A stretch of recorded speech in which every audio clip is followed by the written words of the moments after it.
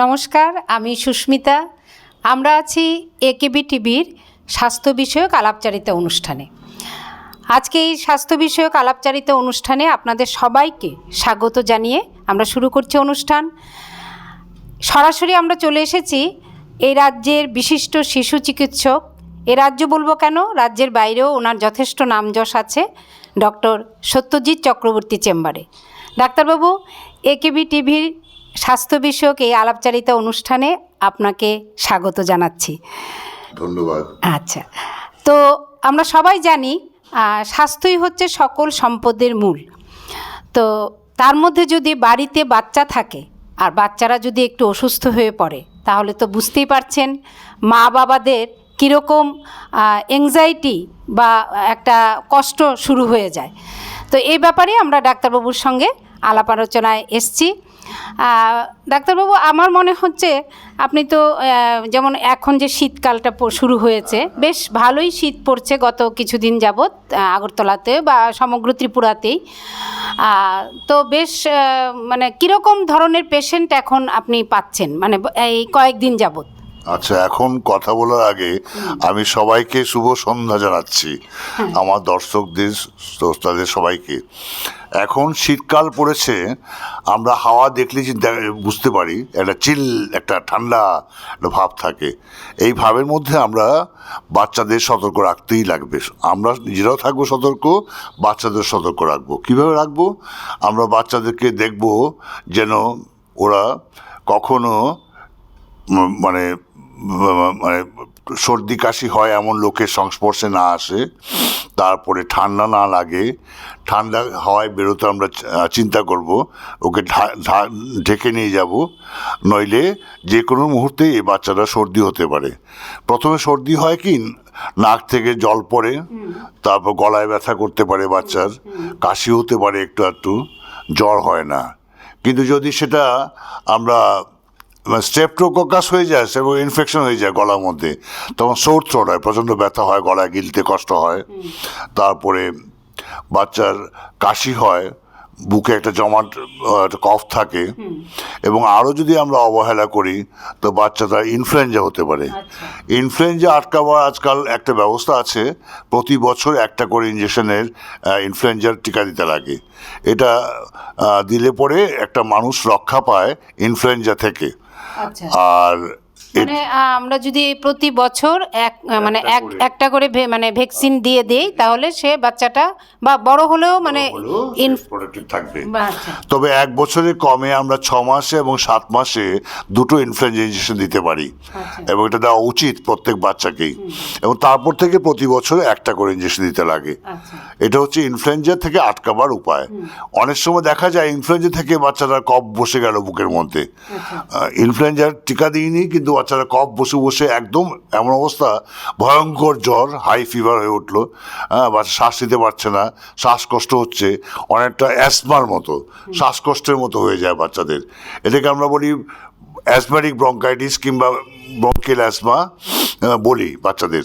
তো সেই সবও হতে পারে বাচ্চাদের, আমরা যদি ঠিকভাবে তাকে প্রোটেকশন না দিতে পারি। তো সেই সমস্ত সমস্যা আমরা এড়াতে পারি যদি আমরা বাচ্চাকে সাবধানে রাখতে পারি। আরেকটা হচ্ছে বড়দের ক্ষেত্রে দেখা যায় হার্টের সমস্যা হয় এবং আর্থ্রাইটিস হয়, জোড়ায় জোড়ায় ব্যথা হয়ে যায়। স্কিনের সমস্যা, চামড়ার মধ্যে অনেক বাচ্চার চামড়া সব শুকিয়ে যায়, ড্রাই হয়ে যায়, সেটাও একটা বিরাট সমস্যা হয়ে দাঁড়ায়। তো ডাক্তারবাবু, এবার আমি একটু জানতে চাইবো, বাচ্চাটার যখন সর্দি হয় তখন তো নাক, বেশিরভাগ বাচ্চাদেরই কেউ, আমার ছেলেও যখন ছোট ছিল বলতো নাক বাজে না, মানে নাকে অসুবিধা হয়। তা আরও যারা ছোট, যারা কথা বলতে পারে না, ওরা তো আর কিছু বলতে পারে না, কাঁদে শুধু।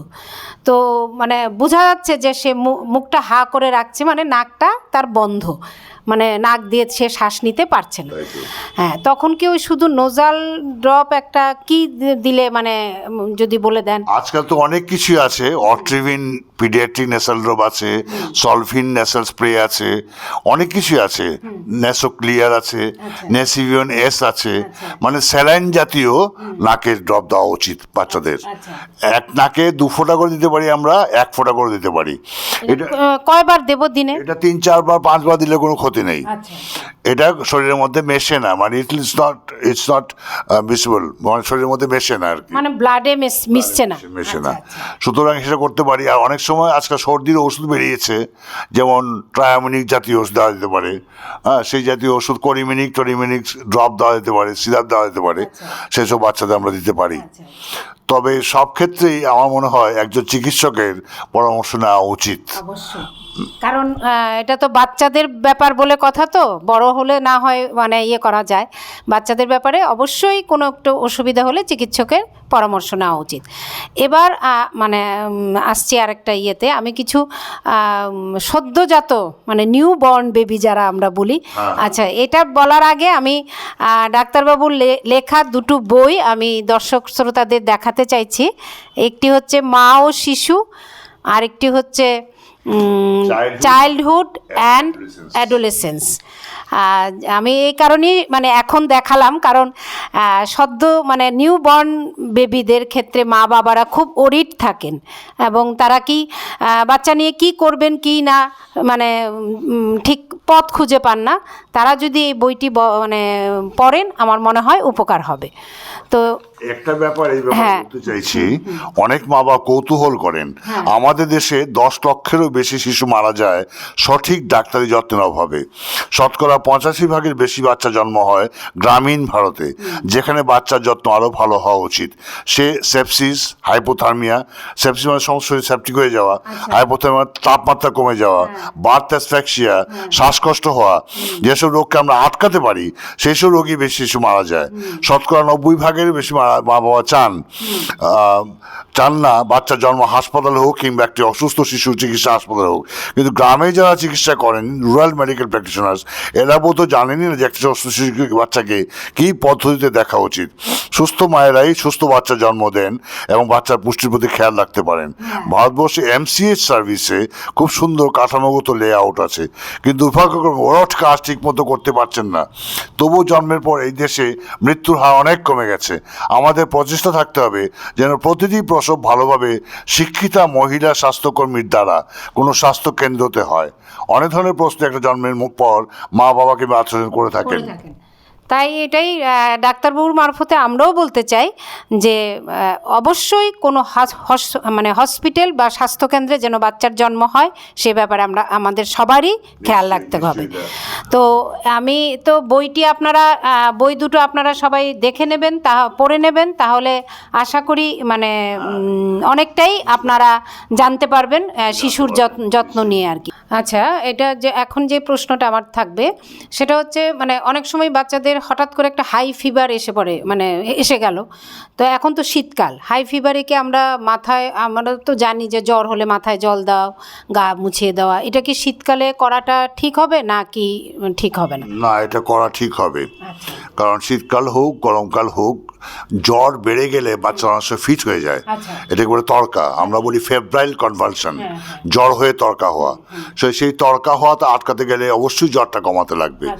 জ্বর অনেক সময় প্যারাসিটামল দিয়েও কমতে চায় না, তখন আমরা অবশ্যই তাকে দরকার পড়লে শরীর মুছিয়ে দেব, মাথা ধুয়ে দেব, প্রয়োজন পড়লে আমরা স্নান করিয়ে দেবো। ঠান্ডা জলে করালে কোনো দোষ নেই, সেই ক্ষেত্রে ঠান্ডা জল দিতে পারি আমরা ওইসব স্পেশাল ক্ষেত্রে। আর নইলে আমরা স্নান করাবো, গরম জল মিশিয়ে করালে ভালো হয়।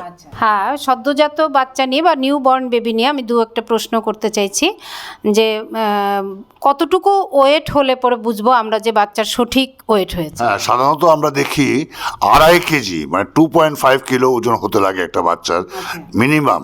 তার নিচে হলে আমরা বলবো লো বার্থ ওয়েট বা কম ওজনের শিশু, আর 1.5 কেজি নিচে হলে বেশি কম ওজনের বাচ্চা, আর 1 কেজি ওজন হলে বলবো অত্যন্ত কম ওজনের বাচ্চা। এখন সেই বাচ্চাগুলোকে আজকাল বাঁচানো যায় বিভিন্ন পদ্ধতিতে। আজকাল NIC রয়েছে, সেই সমস্ত কিছু ইন্টেন্সিভ কেয়ার ইউনিট রয়েছে। আর এছাড়া 2.5 কেজির ওপরে হতে লাগে এক একটা বাচ্চার ওজন আমাদের দেশে। 2.5 কেজি থেকে 3 কেজি 3.5 কেজি পর্যন্ত বাচ্চাদের ওজন হয়ে থাকে, সেটাই হওয়া উচিত। তো এখন এরপরে প্রতি মাসে কতটুক করে ওয়েট বাড়লে পরে আমরা বুঝবো যে না সে সঠিক মানে তার মানে গ্রোথটা সঠিক হচ্ছে? হ্যাঁ, নিয়ম মতো হচ্ছে প্রথম 4 মাস বাড়বে 800 গ্রাম করে প্রতি মাসে, আর পরে 4 মাস বাড়বে 700 গ্রাম করে প্রতি মাসে, তারপরে 4 মাস বাড়বে 600 গ্রাম করে প্রতি মাসে।